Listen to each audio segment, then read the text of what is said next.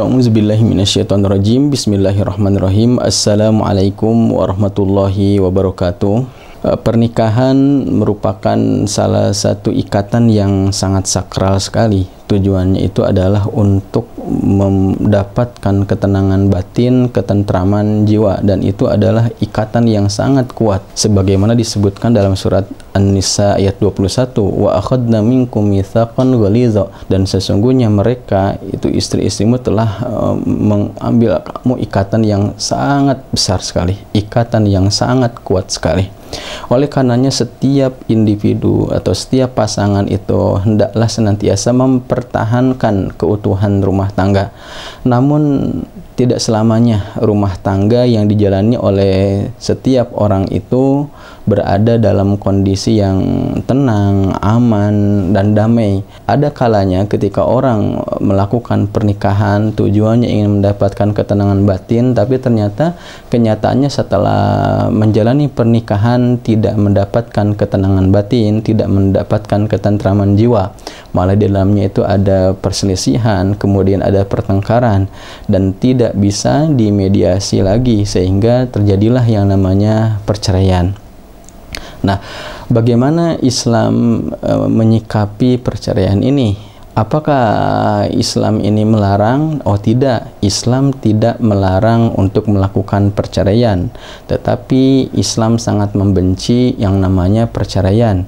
Bahkan dalam satu hadisnya Rasulullah Shallallahu Alaihi Wasallam pernah berpesan, abghadul halali ilallah at-talaq, sesuatu yang dibenci tapi halal itu adalah tolak, yaitu perceraian. Kenapa perceraian itu dibenci tapi halal?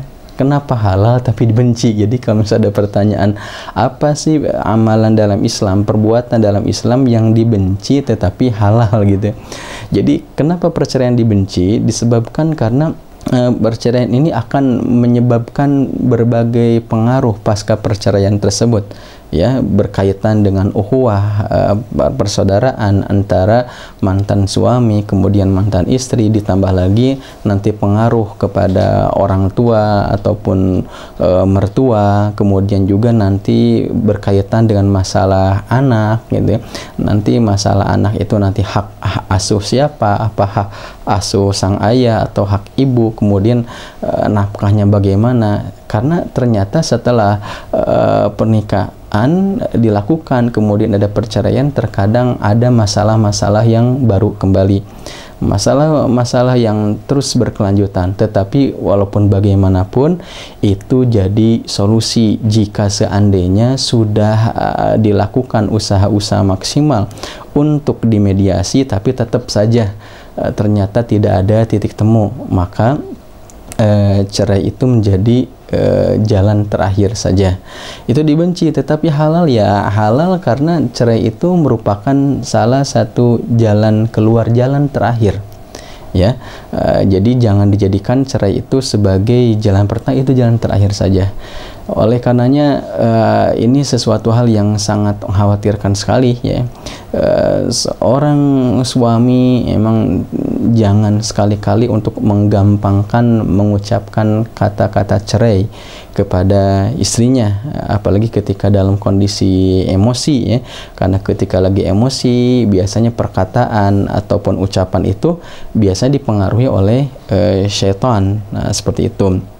Yang kedua, sebaliknya, istri pun ketika ada masalah jangan sedikit-sedikit meminta cerai kepada suaminya, apalagi meminta cerai tanpa ada alasan yang syar'i, tanpa ada alasan yang jelas. Rasulullah Shallallahu Alaihi Wasallam itu memberikan pesan kepada kita semua, terutama kepada para istri, ayyuma mra'atin sa'alat zawjaha talaqan fi ghairi ma ba'sin fa haramun alaiha raihatul jannah. Jadi siapapun wanita, siapapun istri yang banyak meminta cerai, mengajukan cerai kepada suaminya, tetapi tidak ada alasan syar'i, tidak ada alasan jelas, tapi minta-minta cerai, maka kata Rasulullah SAW, haram baginya untuk mencium bau surga. Masya Allah. Dan Allah Subhanahu wa taala mengatur talak itu di antaranya di dalam surat Al-Baqarah ayat 227, di mana Allah Subhanahu wa taala berfirman, wa in azamut talaq fa innallaha samiun alim. Dan jika mereka itu bertekad berazam untuk melakukan talak, melakukan cerai, maka sesungguhnya Allah itu Maha mendengar lagi Maha mengetahui. Kemudian dilanjutkan ayat 228 sampai ayat 232, itu berbicara tentang masalah bagaimana itu yang namanya perceraian. Jadi diatur sekali. Oleh karenanya kalau kita perhatikan kembali ya, di antara masalah terbesar perceraian itu biasanya terjadi karena perselisihan, kemudian juga adanya komunikasi yang emang tidak nyambung. Selanjutnya juga ada masalah ekonomi ya, baik itu sang suami kurang bertanggung jawab, atau bisa aja suami sih sudah memberikan kecukupan cuman sang istri merasa kurang, bisa juga itu ada masalah.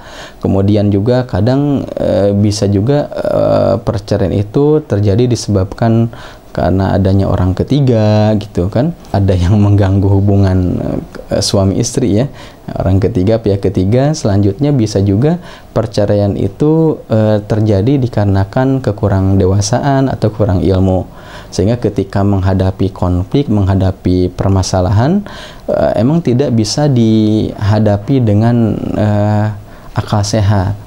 Oleh karenanya siapapun dia, sang suami terutama, harus paham bahwa istri itu bukanlah makhluk yang perfect, makhluk yang sempurna ya, makhluk yang tidak ada salahnya.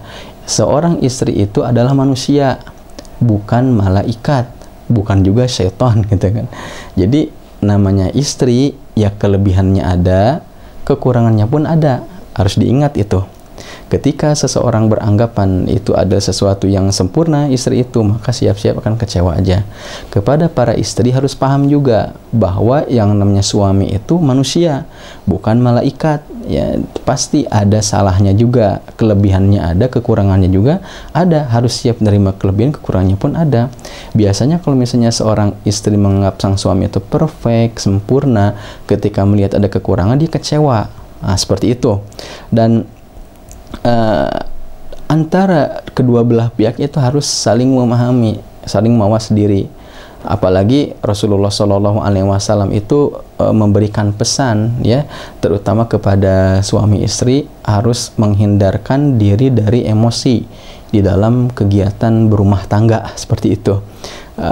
Rasulullah SAW sempat didatangi oleh seseorang, kemudian orang tersebut bertanya ya, atau meminta sesuatu, ya Rasulullah ausini, wahai Rasul nasihatilah saya. Maka Rasulullah SAW mengatakan, la tagdob, janganlah kamu marah, jangan jadi pemarah. Merasa nasihat itu pendek, maka laki-laki itu minta lagi, ausini, tambah lagi nasihatnya wahai Rasul. Maka Rasulullah SAW mengatakan, la tagdob, janganlah kamu marah, jangan jadi pemarah. Merasa nasihat itu pendek, minta lagi, tambah lagi, la tagdob, janganlah kamu marah. Jadi 3 kali, la tagdob, la tagdob, la tagdob, janganlah kamu marah, janganlah kamu marah, janganlah kamu marah, jangan jadi pemarah. Nah, seperti itu. Ini konsep ini emang bisa diterapkan dalam rumah tangga. Suami sebisa mungkin bisa mengendalikan emosi ya, di dalam rumah, dalam keluarga, jangan gampang emosi, jangan gampang marah. Seorang istri pun sama, bisa mengendalikan emosi, mengendalikan diri, jangan gampang marah, jangan gampang emosi. Kenapa? Sebabnya karena ketika emosi itu ditampakkan, dimunculkan dalam satu rumah tangga, biasanya akan menyebabkan hilangnya cinta atau hilangnya kasih sayang atau berkurang itu cinta. Seperti itu. Yang selanjutnya, setiap ada problem mau tidak mau ya harus komunikasi ya.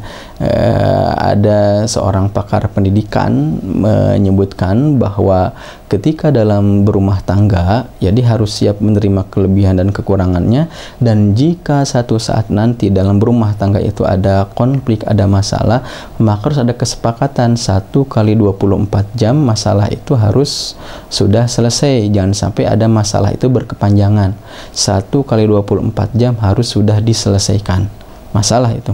Ada orang-orang yang emang menjalani kegiatan rumah tangga ya seperti itu, ada masalah dalam hatinya, ada emosi dalam marahnya, kebencian dalam kolbunya, didiamkan, dipendamkan. Bahkan ada mungkin bisa aja terjadi ada suami istri satu rumah tapi dalam sebulan tidak saling bertanya gitu kan, dalam sebulan tidak saling nanya kabar, bahkan diem gitu kan, emosi terpendam tiba-tiba memuncak seperti itu ya.